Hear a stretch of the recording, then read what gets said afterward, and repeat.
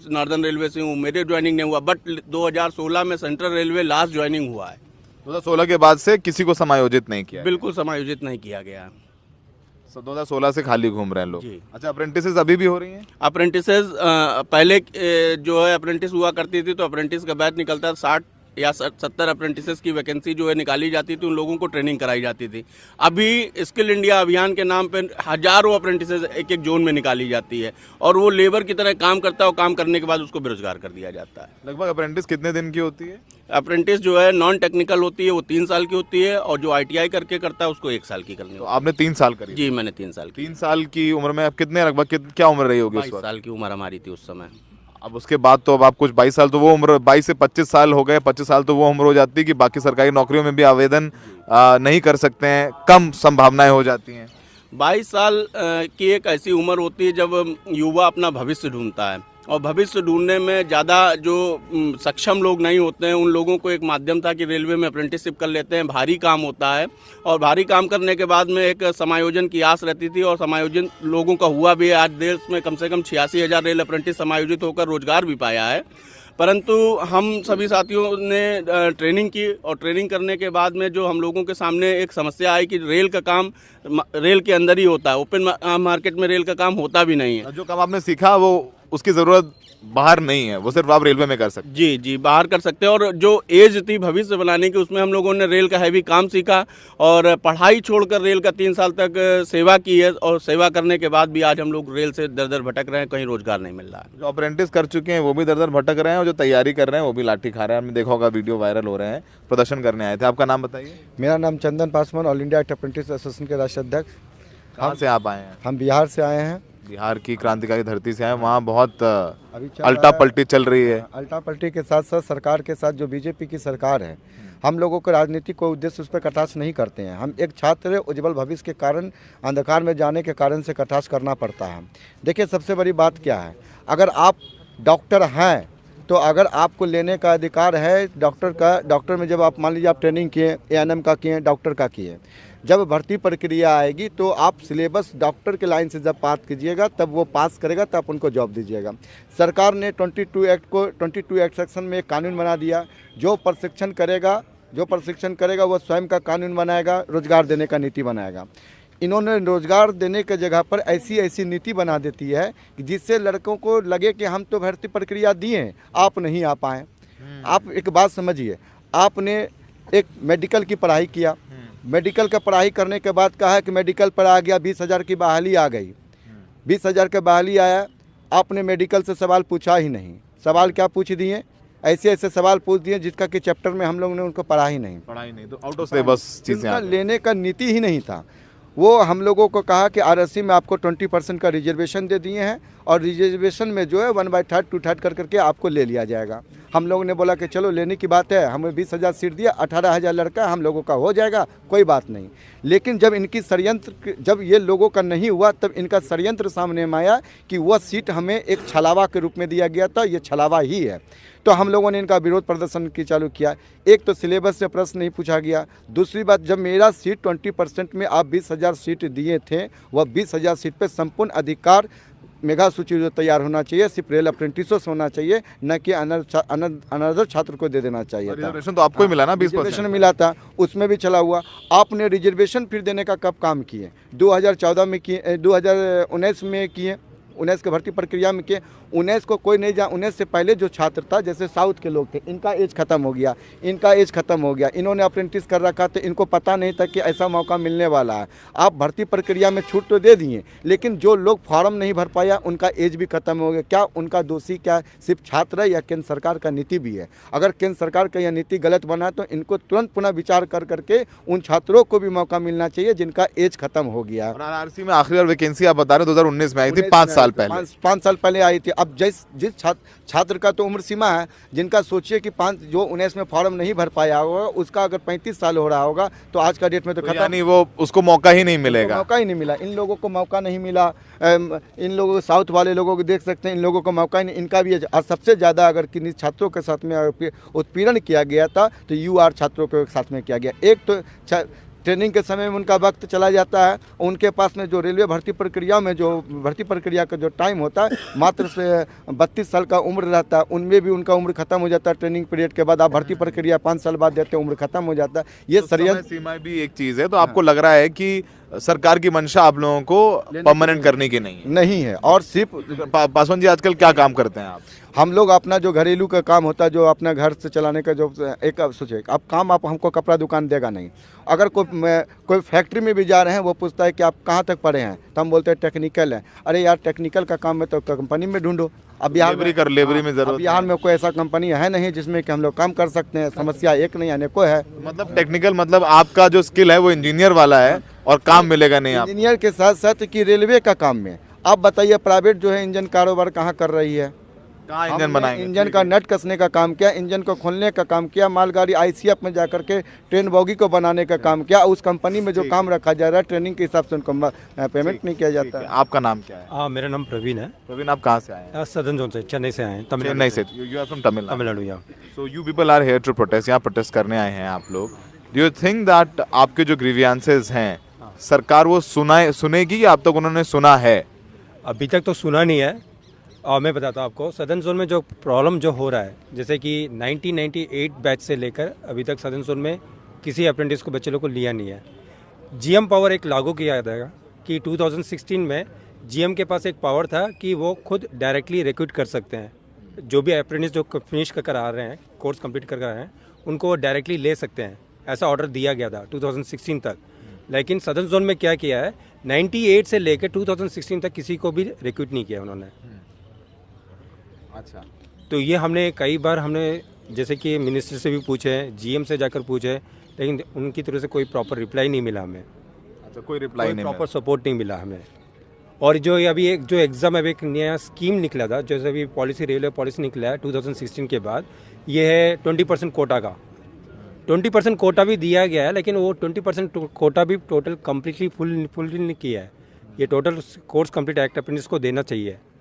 इसमें भी उन्होंने क्या किया है, जैसे उसमें सब 1/3% भी जैसे कि आउटसोर्स को दे रहे हैं पूरा, बाहर से दे दिया। हाँ, बाहर को दे रहे हैं। 20% यानी जो 20% में आप लोगों को रिजर्वेशन दिया आरआरसी के वैकेंसीज में, उस 20% में भी आप लोगों के अलावा बाहर से रख लिया, हायरिंग कर लिया। जैसे अभी एक सर्विसमैन कोटा होता है, ओके, जैसे फिजिकल हैंडीकैप का एक कोटा होता है, तो ये कोटा किसके लिए जाता है? जैसे उनका फिल नहीं होता तो क्या करते हैं, वो कोटा को रिक्रूट करते हैं, तो वो टोटल कोटा उन्हीं को दिया जाता है। तो सीसीए को भी सेम कोटा के हिसाब से देना चाहिए।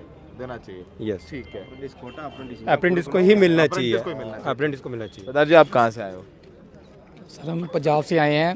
सर, ये जो प्रॉब्लम है जो हमारी, सर हम सीधी जो एलिगेशन लगाना चाहते हैं सर, ये भाजपा सरकार से हैं। सर, ये जो कांग्रेस की सरकार पहले रही है 2014 से पहले, हमारी जीएम पावर के थ्रू भर्ती होती रही है सीधी। सर, उसके बाद ऐसा है कि इन्होंने ना हमारी 5 साल जब सत्ता में मोदी गवर्नमेंट आई है, तो इसको आने के बाद इन्होंने मतलब हमारी भर्ती को 1 से 5 साल के लिए रोक दिया। और 2019 में इन्होंने एक 20% कोटा, 2016-17 में हमको एक 20% कोटा दे दिया। जैसे हमारे को पहले जीएम पावर डायरेक्ट भर्ती होती थी हर एक, जैसे हमने आरसीएफ से किया, मतलब अप्रेंटिसशिप की है, तो वहाँ से हमको जीएम पावर मिलती थी, वहाँ से हमको रिक्रूट कर लिया जाता था। तो हर एक स्टेट में ऐसा ही था, मतलब हर एक जोन में। तो सर उसके बाद ऐसा हुआ कि लड़के जो हमारे जो कुछ ऐसे, मतलब सीधी सी बात है सर, कुछ मेंटली डिस्टर्ब भी हो गए हैं। 5 साल से लेके तकरीबन हमारे 10-12 साल हो गए सर। ये हम सीधा एलिगेशन भाजपा सरकार पे लगाते हैं। हम तो सर यही चाहते हैं, जो हमारे युवा साथी जो इस ऑडियो को सुन रहे हैं, जो छात्र है, बेरोजगार है, सर हम यही चाहते हैं कि इस सरकार को सत्ता से फेंक दिया जाए, उखाड़ फेंक दिया जाए। तो अब तक ही हमको कोई इस गवर्नमेंट से अभी तक भी कोई भी मतलब है नहीं, विश्वास नहीं है कि हमारी भर्ती को करेगा ये। अच्छा, अब आप क्या करते हो सरदार जी? अब अप्रेंटिस में तो हुआ नहीं, तो आजकल क्या करते हो? 2012-13 में हमारे पास आउट हुआ हूँ, तो 11 तक हमारी भर्ती जीएम पावर हो रही है। सो उसके बाद हमारी बहुत ही गरीबी में जीवन है व्यतीत हो रहा है। काम हम आपको क्या कर सकते हैं सर, जो भी मिलता हम करते हैं, सीधी सी बात है। तो हम कोई अच्छे घरों से तो है नहीं है सर, ये गरीब आदमी है, सब गरीब परिवारों से हैं, कोई अच्छे परिवारों से नहीं है सर। ये सब मतलब काम इंजीनियर का और जो है एक मकसद बताता हूँ। अभी जैसे अप्रेंटिस का जो काम कर रहे हैं हम लोग, अप्रेंटिस करते हैं, एक ट्रेन में जाते हैं, कोच में जाते हैं, वायरिंग सब करते हैं। ये वायरिंग सब कहाँ मिलेगा हमें? और कहीं कंपनी में मिलेगा? वो सर्टिफिकेट रखकर हम कहीं पर जॉब भी नहीं कर सकते बाहर जाकर। एक फॉर एग्जांपल मैं बेल कंपनी में गया था। बेल कंपनी में मैंने अपना सर्टिफिकेट दिखाया कि मैंने आईसीएफ से अप्रेंटिस किया, इंटरव्यू के लिए गया था मैं, तो उन्होंने क्या बोला, आपको तो वहाँ पर जॉब मिल जाएगा, तो मैं यहाँ क्यों जॉब दूँ आपको मैं, तो मेरे को वहाँ पर रिजेक्ट कर दिया उन्होंने। तो वो सर्टिफिकेट का कुछ वैल्यू नहीं रहा बाहर। जो अप्रेंटिस किया है वह नौकरी रेलवे में ही कर सकते हैं आप लोग, बाकी बाहर कूड़ा है। हाँ वही है सर। हमारा 100% छीन के हमको 20% दे दिया गया है। पहले हमको 100% भर्ती होती थी, जितने अप्रेंटिस है सर सबके सब लग जाने थे। जब हमारे पास जीएम पावर रहती सर 20% हमारे को थोप दिया गया। 20% भी हमको पूरा नहीं दे रही। दुर्गा पूरा नहीं समझ गया बात। दीदी आप कहाँ से आई हो? बिहार से। क्या आपने कब किया था अप्रेंटिस? 10 से 13 तक। और 13 के बाद से अभी तक आप इंतजाम? बस ऐसे ही घूम रहे हैं हम लोग, घूम रहे हैं। जब अप्रेंटिस करी हो तो लग रहा होगा रेलवे में नौकरी मिल जाएगी। जी बिल्कुल। मतलब कितनी तकलीफ होती है बताइए? बहुत ज़्यादा। हम इतना तकलीफ में वहाँ ट्रेनिंग किए हैं जिसका हम बयान कर नहीं सकते हैं, क्योंकि मेरा 2 बाबू हुआ और दोनों बाबू को हम अपने कान पर छोड़ दिया कि अगर हम आज उसके लिए कष्ट करें तो कल उन्हीं को सुख प्राप्त होगा, लेकिन हमको रिजल्ट कुछ नहीं मिला। अपने बच्चों के लिए आपने सेक्रीफाइस किया, छोटे बच्चों को छोड़ के कि मैं कल को नौकरी पे हो जाऊंगी तो इनको अच्छी लगे, पढ़ा लिखा लूंगी, और अब तक जो है सड़कों की धूली मिली आपको। बस यही मिला है, कुछ भी नहीं मिला मुझे। अरे ये मुझे समझ में नहीं आता, एक बाद में मिलता रहता हूँ लोगों से, अग्निवीर योजना आ गई, पुरानी भर्तियाँ सारी रद्द कर दी, जगह जगह आप देखेंगे छात्र प्रदर्शन कर रहे हैं, चाहे वो बीटेक वाले हों कुछ हों, पर सरकार तो सत्ता में आ जाती है वापस। तो कहीं तो लग रहा है कि जो है माहौल जो है राम मंदिर के नाम पे बन जाता है, तो कभी पुलवामा के बाद हो जाता है, कभी कुछ हो जाता है। तो आप सरकार जो उखाड़ने की बात कर रहे हैं, सरकार तो उखाड़ती नहीं है। सर देखो, जो हमारा जो देश है ना सर, है कि धर्म के नाम पे चल रही है सर। हम देखो इन्होंने राम मंदिर बनाया मोदी जी ने, बहुत अच्छी बात है, हम भी रिस्पेक्ट करते हैं राम मंदिर, हम भी जाते हैं मंदिरों में। हमारे पंजाब में बहुत से मंदिर हैं, हम जाते हैं सर। ये लास्ट में ना मतलब कोई सत्ता, जो बेरोजगारी का मुद्दा नहीं रहता, कोई महंगाई का मुद्दा नहीं रहता, तो लास्ट में जनता है, मेरे को लगता है कि इमोशनल होकर धर्म के नाम पे वोट डाल देती है। मेरे को लगता है ये सही नहीं है। धर्म एक अलग मुद्दा है और अपना जो तो प्रसाद तब चढ़ाओगे जब पैसे होंगे, पैसे कहाँ से आएंगे जब रोजगार होगा। तो भैया दान के लिए तो वहाँ दान के लिए मना किया जा रहा है और मुझे दाना नहीं मिल रहा है। राम मंदिर में तो दान के लिए मना किया जा रहा है और मुझे दाना नहीं मिल रहा है। ठीक है दीदी, आप कहाँ, where are you from? Kerala. You are from Kerala. So people are here from Chennai, people are here from Bihar, Punjab, from different different UP. So Mishra ji हैं ही हैं, आप बिहार से हैं। I think people are here from every state, Maharashtra से भी होंगे। सारे स्टेट्स हैं। And you are also here from Kerala to protest. ఎప్పుడు சொல்றாங்க? She don't know తెలుగులో మలయాళంలో పేసంగా. मलयालम में बोलिए। 2008 അപ്രന്റീസ് കഴിഞ്ഞാണ് സദേൺ റെയിൽവേ.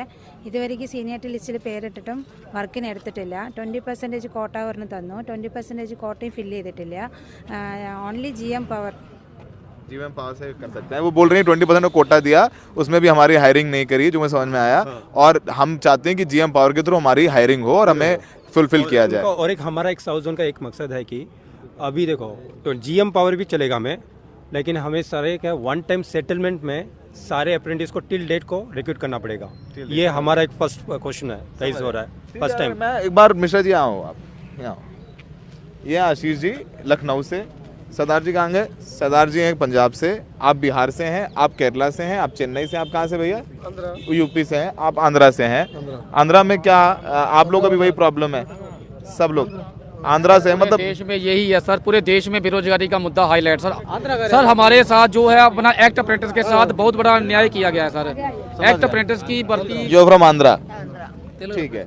सो यू आप देखें तो यहाँ पर इंजीनियर के बराबर आपकी डिग्री है, इंजीनियरिंग का काम सारा आता है आपको, मतलब वायरिंग करना रेलवे में, इंजन जोड़ देना, नट कसना, सारे काम आप लोग जानते हैं, ठीक है। एक बात समझ लीजिए, अगर हम एक कामगार सही नहीं है तो कुशल कारीगर प्रमाण पत्र तो खैरात में सरकार बांटने रही है। वो प्रमाण पत्र का मतलब ही होता है कि हमने जिन छात्रों को प्रशिक्षण दिया है वो कुशल कारीगर है और बेहतरीन कारीगर है। अब जब हम बेहतरीन कारीगर हैं तो रोड पर ढांकने के लिए तो हमको प्रशिक्षण नहीं दिया गया, वो रोजगार के लिए दिया गया। तो सरकार में कोई ऐसा भी है जो अब परेशान हो के कुछ मेहनत मजदूरी कर रहा है, कोई पत्थर? सभी कर रहे हैं। क्या करते हैं आप? वही हाल है, घरे घर झाड़ू पोछा करते हैं। घर घर झाड़ू पोछा करते हैं। तो क्या करेंगे, बच्चों को कहाँ से खिलाएंगे? मोदी सरकार मुर्दाबाद। कोई नहीं। तो दीदी आप मतलब आपने मतलब आपकी ये देखिए इन्होंने किया, अपने जो बच्चे छोटे बच्चों को छोड़ के अप्रेंटिस किया, सोचा इसलिए सेक्रीफाइस कर रही हूँ कि अगर बच्चे मुझे नौकरी मिल जाएगी तो बच्चों के अच्छे स्कूल में पढ़ाऊंगी लिखाऊंगी, और आज देख लीजिए अप्रेंटिस करने के बाद झाड़ू पोछा करना पड़ रहा है। तो ये हकीकत है, हम कोशिश करते हैं कि हकीकत देखें, समझें, जानें। जिनके पास ये अधिकार है वो इन लोगों की पीड़ा समझें। हर चीज़ वोट नहीं होती है, वोट के ऊपर भी उठ के सोचना चाहिए। अगर आपके खिलाफ कोई बोल रहा है, वो आपके खिलाफ नहीं बोल रहा है, अपने अधिकारों के लिए बोल रहा है, वो अपनी जायज़ मांगों के आपके सामने रख रहा है। ये देशद्रोही नहीं है। सर्टिफिकेट मत दीजिए, इनको नौकरी दीजिए, ये कुशल कारीगर हैं। और वैसे भी रेलवे तो अब धीरे धीरे प्राइवेटाइज ही हो रही है मिश्रा जी। धीरे धीरे बढ़ तो रहे प्राइवेटाइजेशन की तरफ, लेकिन मैं रेल अप्रेंटिस विषय पे एक बात और आप लोगों को बताना चाहूँगा कि रेलवे का अप्रेंटिस कोई अपने आप आम छात्र नहीं कर लेता है। उसके लिए रेलवे एक भर्ती प्रक्रिया निकालती है। भर्ती प्रक्रिया में वो एग्ज़ाम देता है। एग्ज़ाम देने के बाद जो चयनित होता है उसका फिजिकल कराया जाता है, उसका मेडिकल कराया जाता है। मेडिकल कराने के बाद उसको 3 साल तक ट्रेनिंग कराई जाती है, और ट्रेनिंग में भी तिमाही 6 माही इम्तिहान लिया जाता है। और जब तक हम लोग फाइनल एनसीवीटी सर्टिफिकेट पाते तब तक हम लोग 8 परीक्षाएं देते हैं। 8 परीक्षा देने के बाद हमें कुशल कारीगरों का सर्टिफिकेट मिलता है। और 8 परीक्षाओं देने के बाद में हो सकता है आपके चैनल के माध्यम से रेल मंत्री जी तक ये संदेश पहुंच जाए कि जो इतनी परीक्षाएं देने के बाद जो है कुशल कारीगर का सर्टिफिकेट मिला, और जो कुशल कारीगर का सर्टिफिकेट मिलता है उसमें श्रम मंत्रालय और रेल मंत्रालय दोनों लोग जो है मिल करके हम लोगों को ट्रेनिंग कराते हैं। और आखिर जो ट्रेनिंग व्यवस्था में भी पैसा ही खर्च होता है, इंस्ट्रक्टर लगते हैं, विद्यालय स्कूल जो रेल के हैं वो चलते हैं, तो उसमें भी पैसा खर्च होता है। इतना पैसा खर्च करने के बाद भी इतनी कुव्यवस्था हो जाए कि हम रेल अप्रेंटिसेस का समायोजन न हो, ये हम लोगों के लिए दुर्भाग्य की बात है। आखिर कितनी परीक्षाएं रेल अप्रेंटिस देगा? भारत एक पटरी प्रधान देश है। उस पटरी को मजबूत करने वाले लोग, 3 साल काम करने वाले लोग सर्टिफिकेट लेके सड़क पर घूम रहे हैं। कोई झाड़ू पोछा कर रहा है, कोई मजदूरी कर रहा है। मैं समझ गया। पहले नोटिफिकेशन आता है, फिर एडमिट कार्ड इशू होता है, टेस्ट होता है, रिटन क्लियर करते हैं, रिटन टेस्ट होता है, फिर रिटन टेस्ट का रिजल्ट आता है, फिर आप इंटरव्यू देते हैं, फिर आपका मेडिकल होता है, फिर आपका डॉक्यूमेंट वेरिफिकेशन होता है, और फिर फाइनल सिलेक्शन लिस्ट आते हैं। ये पूरा भर्ती प्रक्रिया का हम कंप्लीट कर चुके हैं। मतलब 1 2 3 4 5 6 7 8 स्टेप हैं। तो ये 8 लेवल्स पास करके लोग आए हैं। जो आपने बता दिया कि करनी थी नौकरी रेलवे में, अब झाड़ू पोछा करने की नौबत आ गई। और ऐसे दीदी ने बोल दिया, बाकी लोग भले ही ना बोल रहे हो, इस तरीके के हालात हैं। और ये हकीकत है देश के उन लोगों की जिन लोगों को कहते हैं कि ये नए भारत के लोग हैं। तो नए भारत में अगर ये हालात हैं तो समझ सकते हैं। तो फिलहाल मुझे एक बहुत बुरा लगेगा आप लोगों को। मुझे लगता है सरकार को इन लोगों को बता देना चाहिए, नौकरी देनी है तो दे दें, नहीं देनी है तो वो भी मना कर दें। वोट तो उनको राम मंदिर पर मिल ही रहा है, क्यों इन लोगों को परेशान करते हैं? किराया भाड़ा लगा करके लोग केरल से, चेन्नई से, बिहार से, आंध्रा से यहाँ पर आकर के धूल फाक रहे हैं। रेलवे मंत्री इनसे मिलेंगे नहीं, एक अधिकारी मिलेगा, ज्ञापन दे देगा और बोलेगा हम आपकी मांगों पर विचार करें। यही सब होता रहा है ना। हाँ सौरभ जी, लेकिन मैं एक बात और भी कहना चाहूँगा। जहाँ बात राम मंदिर की है वहाँ पे भी जरूर इस बात को कहना चाहूँगा कि राम मंदिर से जनता को भी बहुत कुछ मिल रहा है, भगवान का आशीर्वाद मिल रहा है, यही है। लेकिन राम मंदिर बनाने वालों को भी इनसे सबक लेना चाहिए। क्या राम राज्य कैसा था? राम राज्य ऐसा था कि सबकी सुनवाई होती थी, कोई दुखी नहीं रहता था। अगर वो मंदिर बनाने के जो ठेका लेने लगे हैं आज की डेट, वैसे तो मैं तो मानता हूं कि सुप्रीम कोर्ट का आदेश है मंदिर बनने में, लेकिन जो लोग ठेकेदार हो चुके हैं उन ठेकेदारों से कहना चाहेंगे कि राम मंदिर का जो उद्देश्य है उसके बनने के बाद जनता के अंदर खुशहाली आए। जो रोजगार को लेकर के खड़े हैं उनके रोजगार की बात हो, जो अपनी मांगों को लेकर के खड़े हैं उनकी सुनवाई जरूर हो। एक बेहतर राम राज्य आए तो राम मंदिर। उम्मीद है कि जब प्रचार हो कि जो राम को लाए थे हम उनको लाएंगे, तो आप लोग जवाब देंगे। आप जीतिए, चुनाव जीतिए, हर राज्य जीतिए, आप तख्ता पलट दीजिए, नीतीश कुमार को ले आइए, आप एकनाथ शिंदे बना दीजिए, जो करना है करिए, पर रोजगार भी दीजिए। सरकार आती हैं जाती हैं, यही लोग हैं जो उस रेलवे को मजबूत करने के लिए या 3 साल काम करके उस स्किल्ड हैं जो रेलवे देश की लाइफलाइन है। तो उस लाइफलाइन को और मजबूत करने की ज़रूरत है। फिलहाल हमने कोशिश की कि हम इन लोगों की आवाज़ें पहुंचाएं, आप तक पहुंचें, क्योंकि ये आवाज़ सिर्फ अप्रेंटिस वाले जो बेरोज़गार हैं उनकी नहीं है, ये हर उस आदमी की है जिसका सपना है कि वो सरकारी नौकरी मिले, जिसके रिटर्न एग्ज़ाम हुआ तो इंटरव्यू की नौबत नहीं आई, इंटरव्यू हो गया तो मेरिट लिस्ट नहीं आई, अग्निवीर से पहले जो एयरफोर्स में, आर्मी में छात्र निकल करके मेरिट का इंतजार कर रहे थे उनकी भर्ती रद्द हो गई। ये हर उस आवाज़ है, वो आवाज़ है जो उम्मीद करती है, सपना देखती है कि सरकारी नौकरी मिलेगी। और ये लोग कोई अंग्रेजी स्कूल से पढ़े हुए लोग नहीं हैं, सरकारी स्कूल से, गाँव देहात, छोटे शहरों से आए लोग हैं, जिनके लिए एक नौकरी उनके ही लिए नहीं, सिर्फ उनके पूरे परिवार को एक लेवल जो है ऊपर लेके आती है। कोई नहीं, अगर बात बोले मैं सब कुछ दिखाऊंगा। आपका नाम बोलिए। मैं सबसे पहले मैं आपके चैनल के माध्यम से मैं धन्यवाद करना चाहता हूं। मैं एक किसान घर से आता हूं, सभी अप्रेंटिस साथियों को मैं बताना चाहता हूं और मैं आपको भी बताना चाहता हूं, आपके चैनल से के मैं बताना चाहता हूं कि मैं किसान घर से आता हूं और मैं बिहार से हूं और मैं आईसीएफ साउथ में जाके आईसीएफ चेन्नई से मैंने ट्रेनिंग किया और ट्रेनिंग के दौरान में सरकार हमें मात्र 1960 रुपया देती थी, जो कि सभी को पता होंगे यहाँ पे सभी को मिलता और 1960 रुपया में क्या 2200 किलोमीटर दूर जाके क्या हम गुजारा कर लेंगे। घर से पापा जी किसी तरह गुजारा करके पैसा भेजते थे, कैसे हम वहाँ पे जीवन काटते थे वो हमको पता है। मैं उस समय मैरिज कर चुका था, मैं 20 बरस का था उस समय, 20 से 22 बरस था। मैं 12-13 का पास आउट हूँ और मेरा उम्र सीमा भी अब लास्ट स्टेज पर है। मैं क्या करूं, कहां जाऊं? मैं 2 बार 3 बार आत्महत्या करने से मैं बच चुका हूं।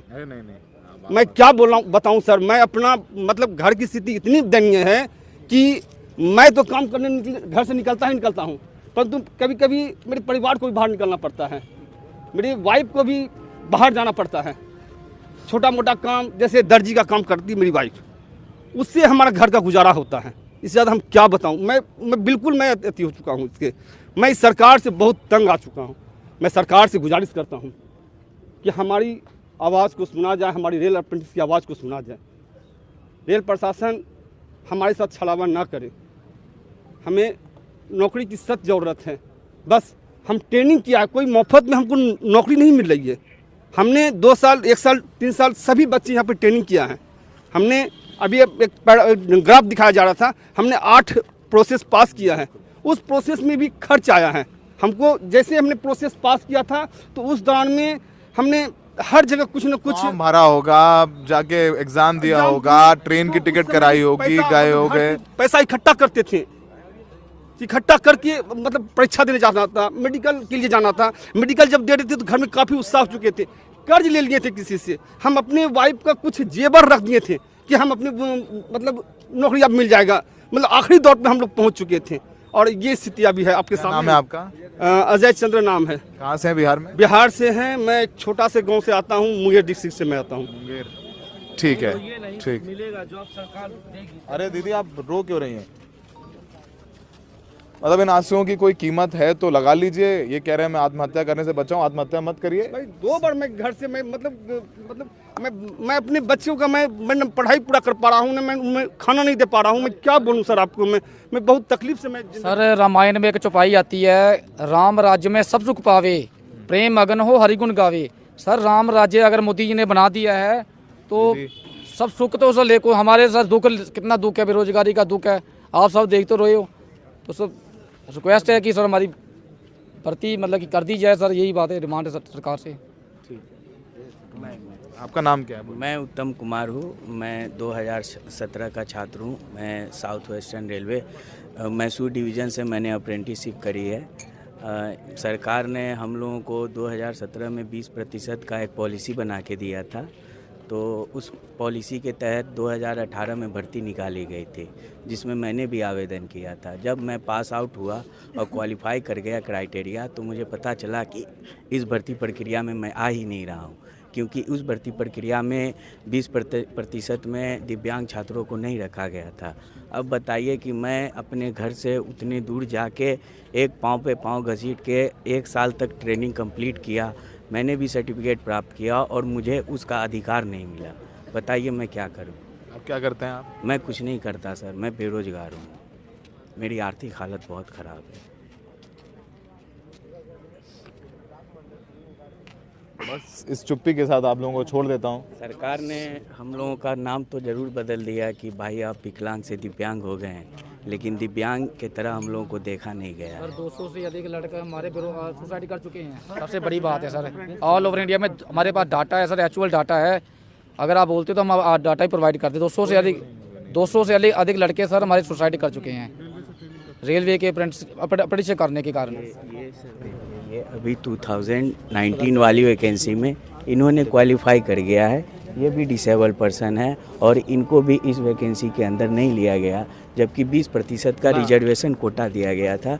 इन्होंने ये ऐसी कैटेगरी से बिलोंग करते हैं, 2% का रिलैक्सेशन आता है, 30% का कटअप गया था। इन्होंने 28.33% मार्क्स प्राप्त किया हुआ है और फिर भी इनको नहीं लिया गया, चयनित नहीं किया गया।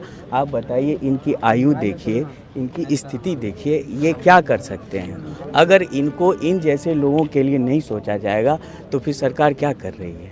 ठीक है, क्यों ऐसी पॉलिसी क्यों बनाई जाती है? तो फिर मैं चुप्पी के साथ छोड़ देता हूँ। सुन लीजिए, जब आप घर पे बैठे जब सुन रहे हो इन लोगों का दुख, ये आंसू देख रहे हो, ये लाचारी देख रहे हो और ये बेबसी देख रहे हो और ये तकलीफ दे रहे हो देख रहे हो कि मैं अपने बच्चों को की फीस नहीं दे पा रहा हूँ, उनको अच्छा खाने के लिए नहीं दे पा रहा हूँ। सोचिए, अगर आप एक पिता हैं तो सोचिए, आप एक माँ हैं तो सोचिए, और आप अगर एक दिव्यांग